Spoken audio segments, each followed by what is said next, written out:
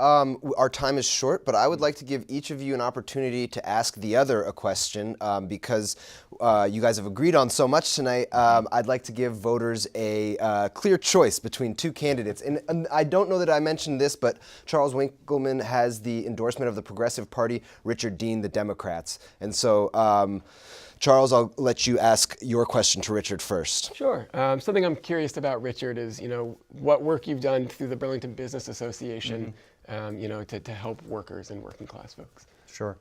So I think Charles is referring to the fact that I've been a member of the Burlington Business Association and its chairperson for the last 2 years. And I think that when you look at the businesses and the people that I've worked with, these are people who are really committed to this community.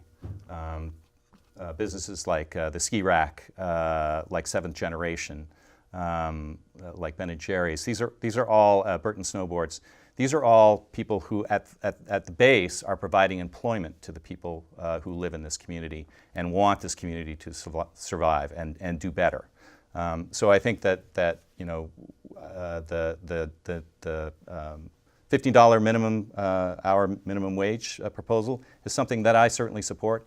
I may not have complete agreement with all of the people who are in my organization in BBA, but I think that really is an economic development initiative because it provides additional spending power for people who need it at the base of our economy.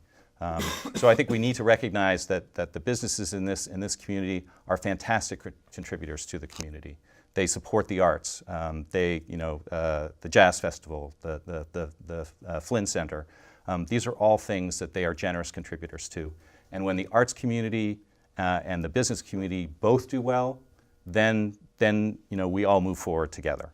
We are not natural enemies. We really are allies in moving this city forward. Okay, thank you. And what would you like to ask your opponent? So Charles, I know that a lot of your positions that you've taken, including paid family and medical leave, the $15 an hour minimum wage, support for early childhood education are, they're deeply rooted in who you are and your experience. My question is, as a city councilor, what effect or how much power do we have to move those initiatives forward? I think that there's power to do that even not as a city councilor. I mean, one of the things I did as co-chair of Fight for 15 Burlington was to get a bill on town meeting day about, for voters to weigh in about whether they want there to be a $15 minimum wage in Vermont. So I don't think it just has to be city councilors who are able to influence that.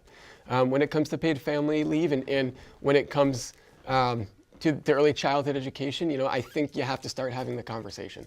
And if you're not bringing these ideas into the public and talking about it all the time, they're going to die and they're going to go away. As an example, I read a lot of the mayor's early childhood initiative that he promoted when he was running a couple years ago. And 8 months ago, it disappeared. I know people who worked on that project and they felt, pretty let down. They were really committed to it. They really wanted to see it through. And so, if we're not having these conversations, how are we going to make sure that we're holding public officials accountable?